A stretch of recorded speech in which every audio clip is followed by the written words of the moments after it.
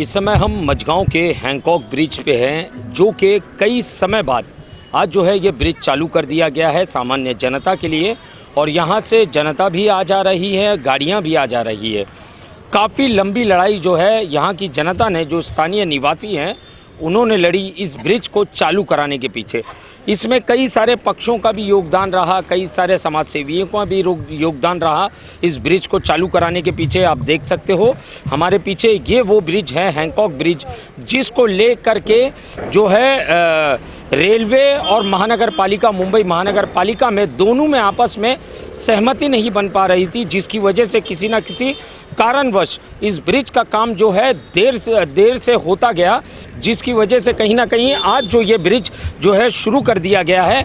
मेरे साथ में इस समय अरफात सिद्दीक लकड़ावाला है, जो कि समाजवादी पार्टी से हैं, और उन्होंने भी इस ब्रिज के लिए काफ़ी लड़ाई लड़ी है, प्रदर्शन किए हैं ताकि इस ब्रिज को चालू किया जाए सामान्य जनता के लिए। अरफात जी, आखिरकार ये जो ब्रिज है हैंकॉक ब्रिज चालू कर दिया गया काफ़ी लंबे अंतराल के बाद में, कैसा लग रहा है आपको? अल्हम्दुलिल्लाह, ये तो अल्लाह की तरफ से होता है जो होता है। इसके अंदर बहुत लोग ने हमारा साथ दिया, ऐसा नहीं है कि खाली समाजवादी पार्टी ने किया। उसके अंदर यहाँ के लोकल जनता सबसे ज़्यादा सपोर्टिव थे। और मेन जो आदमी जो लीगल सब लोग कर रहे थे, कमलाकर चेनॉय साहब थे जी। उनने बहुत स्टडी किया, बहुत लीगली गए थे। और हमने तो यहाँ पे प्रोटेस्ट किया था बाद में, वो तो एकदम एंड टाइम था। और मेरे ख्याल से वो टाइम पे 7 साल हो चुके थे, आज 7.5 साल हो चुके हैं। और 1 अगस्त को ये मतलब ऑफिशियली चालू हुआ है जी। तो ये जिस तरीके से लड़ाई तो काफ़ी लंबी लड़ी गई, मगर स्थानीय निवासी, आप स्थानीय हो, कैसा लग रहा है आपको? जनता की क्या प्रतिक्रिया है ब्रिज चालू होने के बाद? जनता ऐसा बोलती है कि 1 मिनट में डोंगरी से मझगांव पहुंचना, मतलब आप समझ सकते हो, मतलब डोंगरी से पूरा ऐसा गोल घूम के 1.5-2 किलोमीटर गोल घूम के जाना पड़ता था। यहाँ से जाना पड़ता था, वाड़ी बंदर से होके जाना पड़ता था। 1 मिनट के अंदर मझगांव पहुँच रहे, तो लोगों को बहुत खुशी है अल्हम्दुलिल्लाह। पहले कितना समय लगता था यहाँ से? पहले जब ब्रिज बंद था उस समय कितना समय लगता था? उस समय तकरीबन 15 मिनट लगता था, क्योंकि ये ब्रिज बंद था तो वहाँ भी ट्रैफिक होती थी, यहाँ भी ट्रैफिक होती थी। 15 से 20 मिनट तो पकड़ के ही चलो कम से कम। बिल्कुल। अच्छा अरफात, ये बताइए, आपने इस ब्रिज के नामकरण के लिए आपने कुछ कहा है, तो क्या नाम रखना चाह रहे हैं और किन लोगों से बात की है आपने इसका नाम बदलने के लिए? नहीं, फ़िलहाल बात तो अभी किसी से नहीं करी। आज सुबह ही मेरे को दिमाग में सजेशन आया था जी, कि मैं सजेस्ट करूं अपने सीएम को और अमीन पटेल साहब को, बीएमसी को, कि यहाँ जो हैंकॉक ब्रिज है ना, वो हैंकॉक ब्रिज में पहले सोच रहा था कि क्यों है।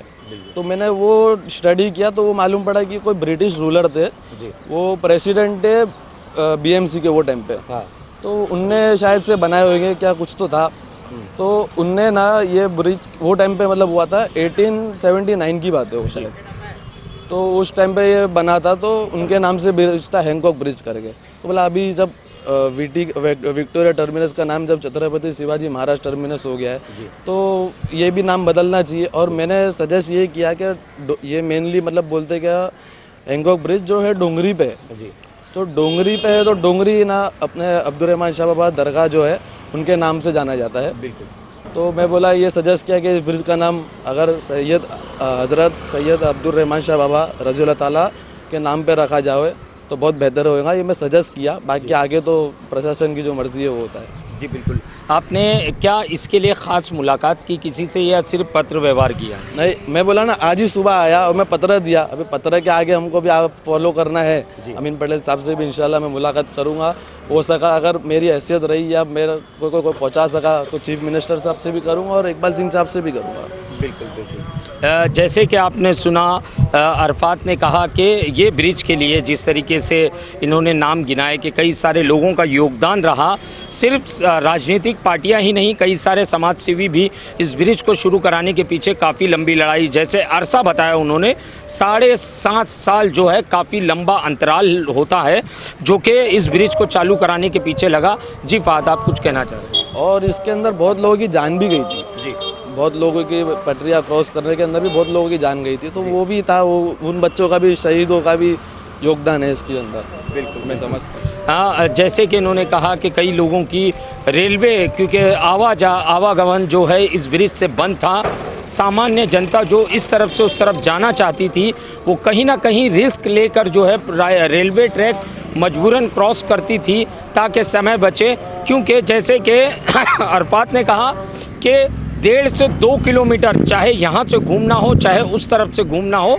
समय जो है इतना लंबा रास्ता तय करना पड़ता था। अगर इस तरफ से डोंगरी से मझगांव की तरफ अगर उनको जाना हो या मझगांव से डोंगरी की तरफ आना हो, मगर कहीं ना कहीं इस सारी चीज़ों को विराम लगाते हुए कहीं ना कहीं आज जो है हैंकॉक ब्रिज का काम जो है संपन्न हो चुका है और जनता के लिए इस ब्रिज को खोल दिया गया है ताकि जनता इस ब्रिज का लाभ उठा सके।